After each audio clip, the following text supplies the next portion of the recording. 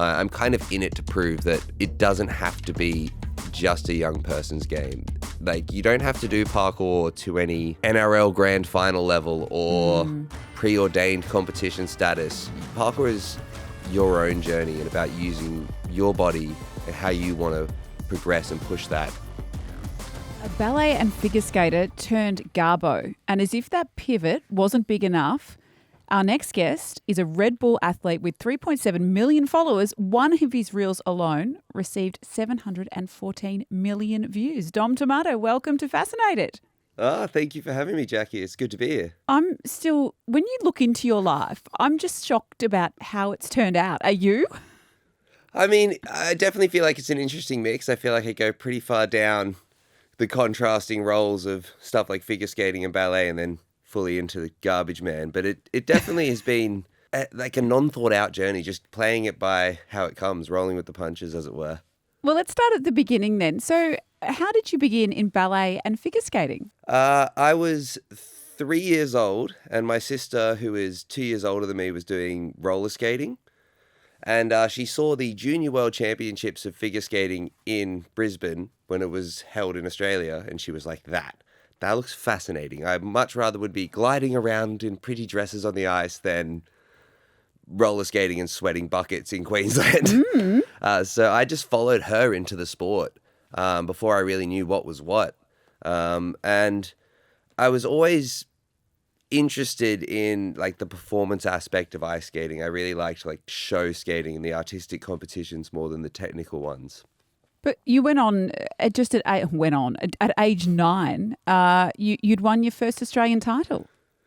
Yeah, I mean, again, it was very motivated by my sister. So when I was 8, she went to her first national championships, did very well. And I think all the attention being on her, I was a little bit like, well, I want some of that, family spotlight.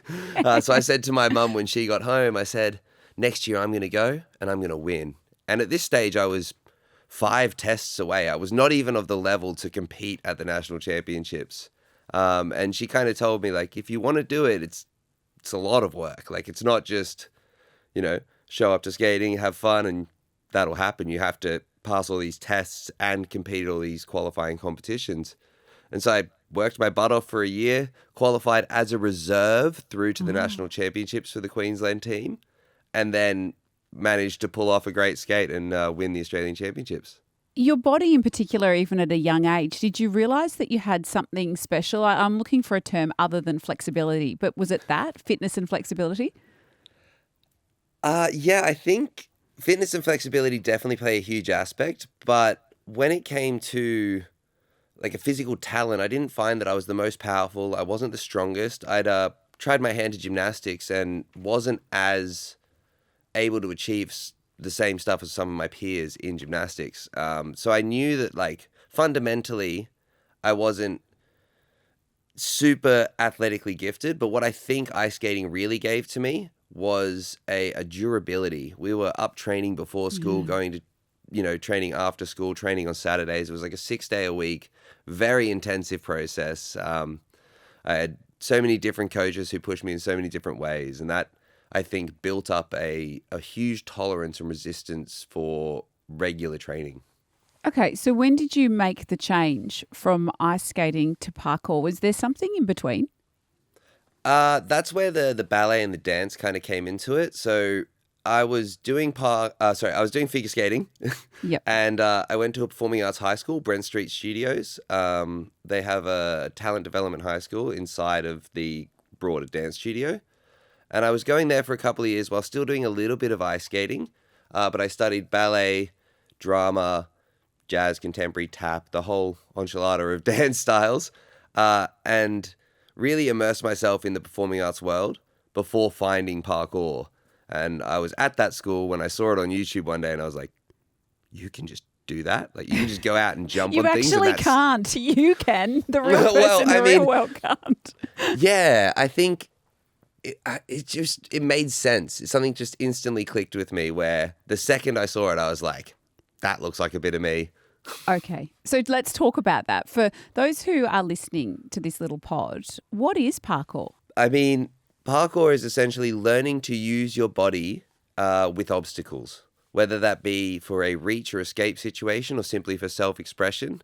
Parkour is about moving through obstacles in space and plyometrically kind of progressing in different challenges and skills. In other words, you jump off things. Yeah, you jump off things, jump on things. It's kind of like being a big kid, but with a little bit more structure. We'll get back to that. So after you, I imagine this, so you're still in school, but then when did you sort of say, okay, I think I might be able to do this for a living? Because in between, you're also a garbage man. Yeah, so I think the second I started parkour, I was like, there's something to this. I saw some of the athletes who are online already doing professional work with commercials or short films, and I thought, there's a route here. Yep. And from my training in performing arts and ice skating, I kind of understood the potential or how hard you would have to work to achieve something in those sports or in those fields. And yeah, it really took me probably a couple of years of doing small performance work, building my skill set up to realize that at that stage in parkour, the industry probably wasn't at a stage it could sustain an athlete full time, or there's very few slots going, and I was quite young. So I traveled to Thailand, tried to join a team, but I was too young, ran out of money. So how old were you? Had to come home early, 19. Yep.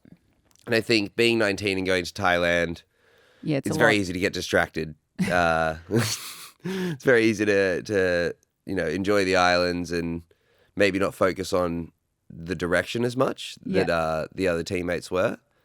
So then I came home and I was very much looking for structure. And one of my best friends, Mark Masters, he was a garbage man at the time. He'd just started on the garbage trucks. And he said to me, it's a good job. You get to run around. You don't have to sit in an office, which very much suited my personality. And then he introduced me to the boss, shook his hand, got a job on the back of the trucks and worked there for the next 4.5 years. One of my favourite reels, and if you're listening, you've got to give him a follow because it's sensational stuff. But one of my favourite reels, and one of the ones that did go hyper viral, is the one with you in the garbage bins. And the way you're chasing the truck. So talk to me about that and how you sort of built up your fitness, and at the same time you created your own persona on social media. Yeah, I mean, I never thought about it as like a hallmark or an earmark of my personality when I was in it. It was just something that I did, and so I was sharing my life with the world at that stage. I just started social media and thought this is an interesting aspect that not a lot of people do. And in Australia, we do have some sort of iconography towards our garbage men on the back of the trucks. When I was a kid, it was like all the footy players that were off season. They were the ones running the trucks. And at Christmas, we'd give them beers. And you needed to leave a 6-pack on the lid of the bin for them the night before Christmas. Exactly right. And if you're listening and you're in Sydney, you should leave beer out for your Garbos. They work hard all year, and it's an important role. And so. So that's a great show. Like, did you think I'm going to actually use this to build my profile, or it was just really organic because it was fun?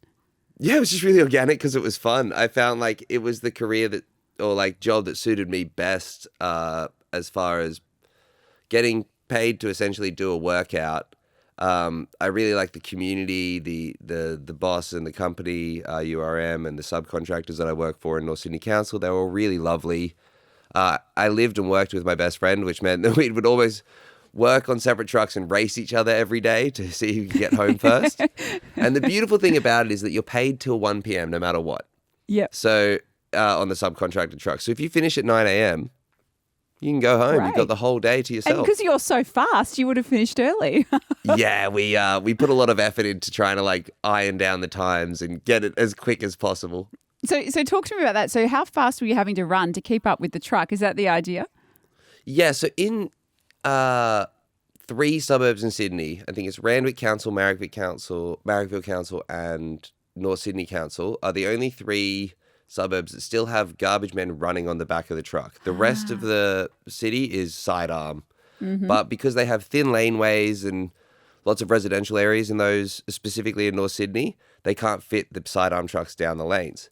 So we end up running on the back of the truck, and you run between 5 to 15 kilometres on any given day.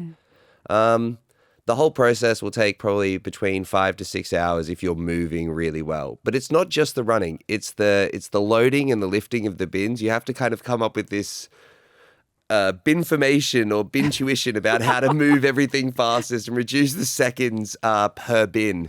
And that's really the way to like get the entire run as smooth as possible. So what happened next? So you've done this. You're making a living as a Garbo and you're honing your skills. What's the next step? I was trying everything in my power through social media, I mean, mostly YouTube at the time, to build a team and get myself out there and constantly showcase the videos so that I could get more professional work. Mm-hmm. But the big change was that an international event in the Netherlands held a online video competition. And the top 3 from that competition would get tickets to the event. And it was like the staple international parkour event, the event to be at. All the stars, all the peers that I'd been looking up to, they were going to be at that event. And I managed to qualify and get myself a silver ticket to the Netherlands. What was your video? It was a 40-second video called 4TLOM Submission 2014. What were you doing? Doing parkour. So doing like parkour. a variety of things, you collated it together. So it was a compilation of like my best movement at the time into like a 40-second little package. What was your best movement? I'm mostly known for large-scale, simplistic movements. So I'm not the most creative athlete, but I will throw myself off the highest heights and across the biggest gaps. Pretty universally. I mean, I still to this day hold the record for the highest front flip onto flat ground, which is 10 meters. Unbelievable. So which building did you jump off for that?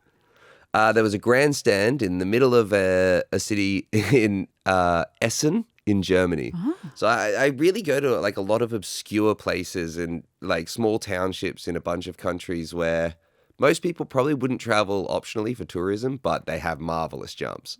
Wow. So when you got, would you say that was your big break then when you got to the Netherlands and you were at that comp?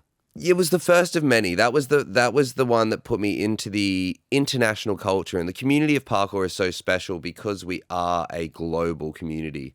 Our sport was started in the era of the internet, and a lot of our original conversations with each other came through online forums of international athletes and that sort of thing. So the way that those events make a difference in platform athletes is everything to our internal core of the sport. And that was the first of many events that I got to go to and really showcase what my abilities were in person. I think there is an art to how you film and capture content, but some athletes are more exciting or they really sell themselves online in a really nice way, and that was never my skill set. My skill set was in person, showing big stuff. As a mum, Dom, what does your mum say? Because when I watch your videos, I say, he's going to hurt himself. And when he hurts himself, my heart stopped when I watched some of the reels, and I just thought, do your mum and dad, do they watch them and they say, please be careful? Or are they used to it? I mean, my mum loves it. Like, she thinks it's really cool. She's always been one of my biggest supporters, which, for me, I was really grateful for. I know some other athletes who their parents haven't been as supportive, and it does make the whole thing harder. I do tell her if I'm going to post a fail so that she doesn't have to watch that. She's seen enough. I've had enough clips of me She's been there. Somewhat hurting myself or getting away with a near miss that she doesn't need to see that side of things. But both my parents were very athletic. Mum was a world level outrigger and my dad was a marathon runner and golf professional. So I'm from a genetic line of they understand it. And in the history of the family, I'm kind of like the artistic one doing dancing and parkour, like a non-traditional sport, but I still can't escape the inherent athleticism that is the Di Tommaso clan. Well, let's talk about the sport itself and why you choose a particular location that you might choose, and how do you sort of do a recce and know that actually I'm going to be able to make this jump and I'm going to walk away and it's all going to be fine? That's a great question. I think parkour is much more methodical and stepped out than people think. You're not just going there, thinking you can do it and trying it straight away. There's so many more parts and pieces. The original part is training at ground level, learning intuitively how far you can jump, how much you can control impact and land in a very safe environment with a lot more structure laid into it.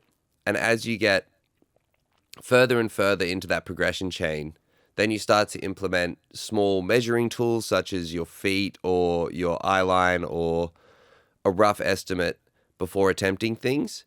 And then that builds into when you're doing larger, scary challenges like you'll see me do on the internet.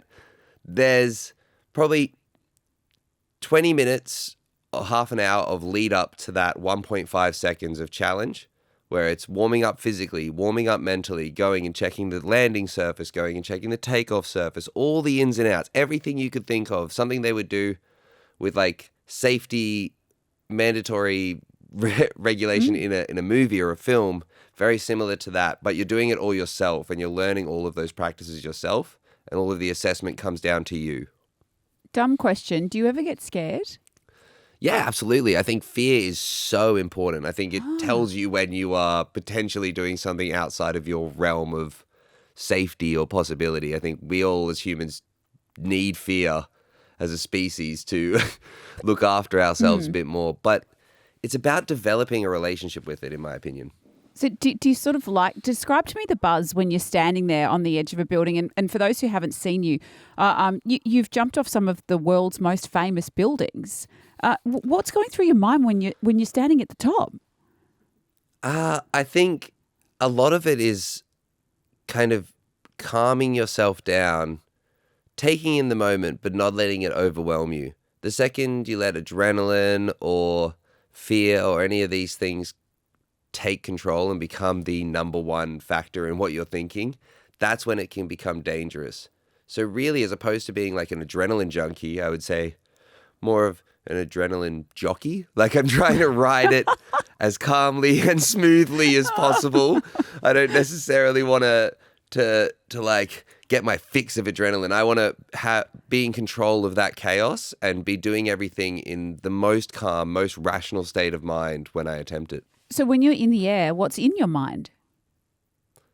It's usually like time warped kind of slow motion of what I need to think about for the next chain of movement. It's quite a clear state of mind. You don't necessarily have like multiple thoughts running through your head. For me, I think the safest way to approach it is you need to learn all your notes only to be able to forget them when you're actually doing it and keep it down to key words. So if I'm doing a running, jump and landing on a small object, I'll think run, step, pike, pre. And that is the internal dialogue that's happening. And there is something that is relieving about the moment that you commit. When you're in the air, there's almost a sense of, okay, I've gone for it.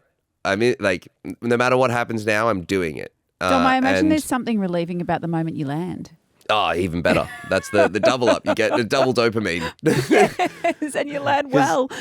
It's wow. I can't. It takes your breath away, some of the things you do.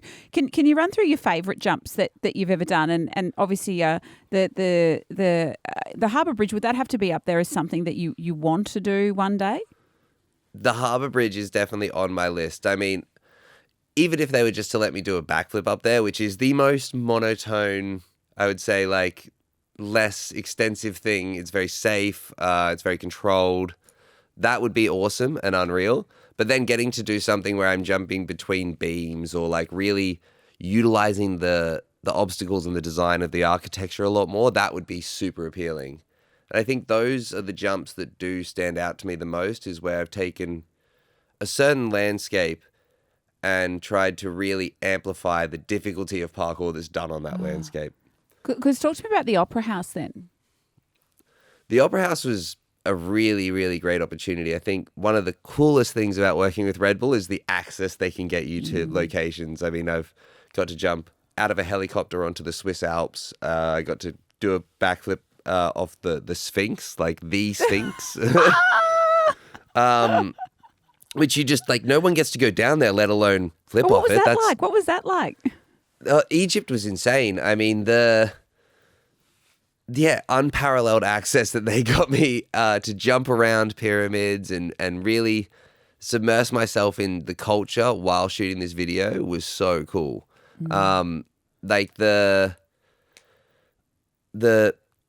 videos that we make with Red Bull are always much more of a grandiose project than the singular jump that I'm going to go and achieve by myself. And so when they said, would you like to do the piece on the Opera House that you've talked about before, I jumped at the opportunity. Well, literally jumped at the opportunity. But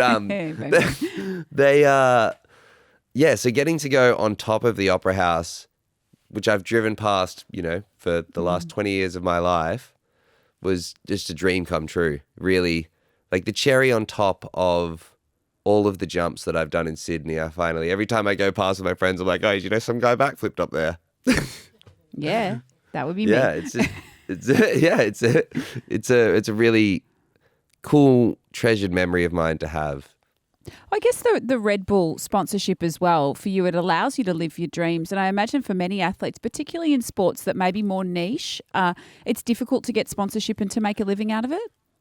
Absolutely. I think it adds a level of legitimacy to parkour in the eyes of the mainstream audience where, we are a niche sport and we're not always taken the most seriously, which is fine. I think parkour itself is meant to be fun. It is meant to be, a version of self-expression. So to hamper on anyone's version of that is silly, but it's also a little bit more nuanced and hard for a regular person to understand who needs like a grading or a competition or a best or a, reason that they have to train so hard. Yeah, it is a truly fascinating sport, but it's also very dangerous at the same time, obviously. Let's run through your injury list. So, because you're in your 30s now, and as we age, things get a little harder. They do. I was kind of ignorant to that fact. Even though people would tell me, I was like, what? If I keep training as hard as I am in my 20s, how could it slow down in my 30s? But you do just inherently take a little bit longer to recover.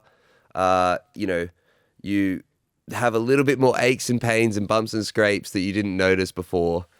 But my injury list, weirdly enough, is not that extensive, in my opinion. For the 20 plus years I've been putting into sports, I managed to get away with quite a lot where it comes from not only my ability to save myself during the fall, but my ability to recover, which I attribute to my mother quite a bit. She was a personal trainer who specialized in injury rehabilitation. So but I've always had that. Knee? You put some photos up of your knee on your socials.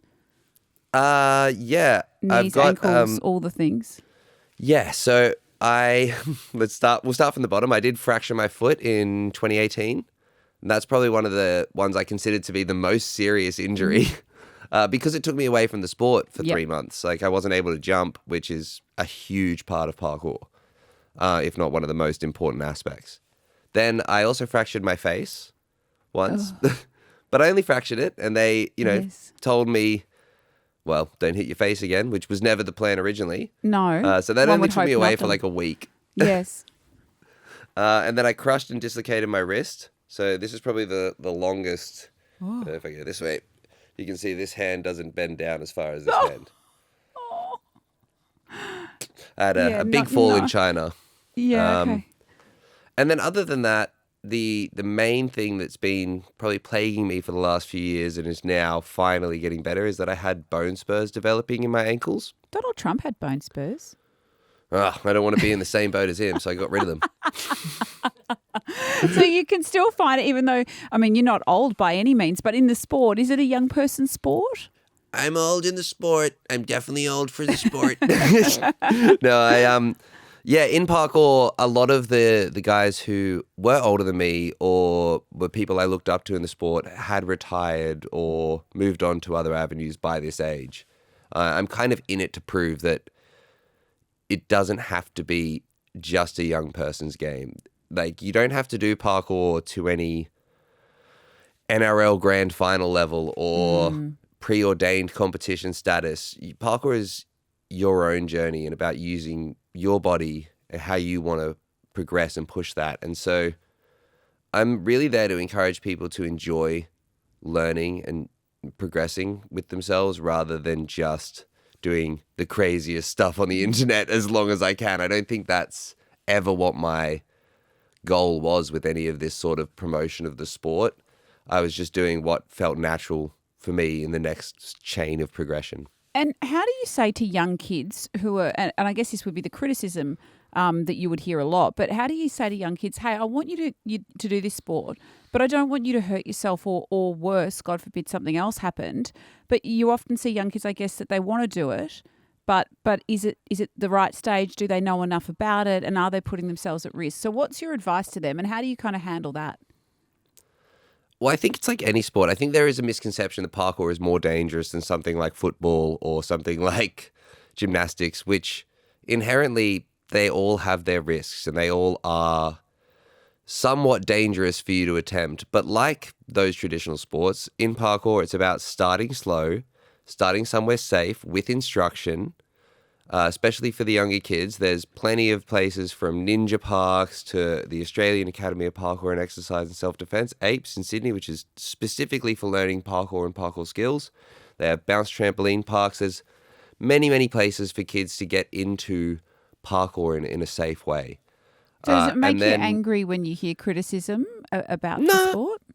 No, not at all. I mean, look, there's going to be criticisms about pretty much everything we do as a society. So I understand that what we do is maybe not the mainstream and it's maybe somewhat seen as a rebellious activity, but to me it feels completely normal and if anything, I feel like I'm learning a lot about myself, the environment, the people around me, architecture, so many different facets of life just from this one craft that I hope more people can experience the same thing through that medium. It scares me. It scares me to death. It really does. I enjoy watching your reels, but I think I couldn't even jump off like a step without worrying about myself. I do think I'm not a great example of what parkour truism is. You know, where it's like looking at Travis Pastrana and thinking that motorcycling is that. Mm-hmm. You know, he's done this to the nth degree and really pushed what the human body can do, and that's a similar spot that I'm in parkour. A lot of what I do has, become this spectacle and this large, scary thing. But for me, it was never about trying to do the biggest thing or try to get the most response online for anything. It's very much just what I'm enjoying doing with the sport and then posting that and having quite a positive relationship with social media by not buying into all the trends and the, I guess, pursuit of ego as opposed to pursuit of passion. Do you get recognised on the street now? Has your life changed? Because quite 3.7 million followers, it's a lot. Yeah, and also a lot of my audience is overseas, so I'd say more so overseas than in Australia. I'm getting stopped on the street. Is that weird? No, I'm grateful. They're supporting me doing jumps. I get to do what I love to do with my life, and they're appreciative of it. So I'm appreciative of them. I've never had a negative relationship or negative experience with anybody coming up to me. I love that. So what's next for you? I'm just coming back from the ankle surgery to get rid of the bone spurs. So next is kind of locking in professionally to the sport. We've got a huge summer season of European events. I'm also going to be going back to Mongolia to do some stuff with the cast of Physical Asia. Mm-hmm. And then I have a couple of very big projects that I can't talk too much about planned for the end of the year and the start of next year. What's the number one bucket list building you want to jump off? Oh, interestingly enough, I wouldn't say that it's a building. But in Turkey, they have the caves and the catacombs. Oh, yeah. That run through, and I would love to do some parkour through there. It's always been on my list, and I just haven't got the opportunity to go. Well, put it on the list. All right, well, let's finish up now with a couple of quick questions. What does everyone else seem obsessed with to you that you just can't get on board with? I know this sounds really, really out there, but like pursuit of wealth.